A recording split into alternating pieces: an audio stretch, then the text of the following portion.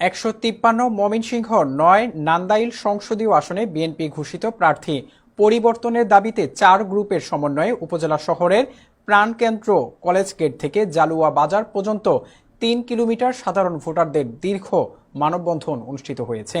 হাজার হাজার ভোটার এবং সাধারণ মানুষের ব্যাপক উপস্থিতি ছিল লক্ষণীয়। সাধারণ মানুষের দাবি ছিল একটি, বিএনপি ভারপ্রাপ্ত চেয়ারম্যান মহোদয়ের কাছে নান্দাইলের সিট আমরা আপনাকে উপহার দিতে চাই। ঘোষিত প্রার্থী ইয়াসের খানকে প্রতীক বরাদ্দ থেকে দ্রুত প্রত্যাহার করুন। নান্দাইলের গণমানুষ প্রার্থী পরিবর্তন চায়।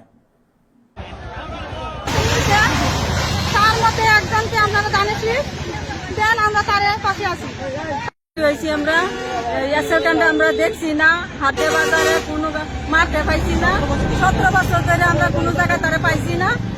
আমরা 4 জনের থেকে ভালো লাগে তারা দিয়ে আমরা তাদের হিসাব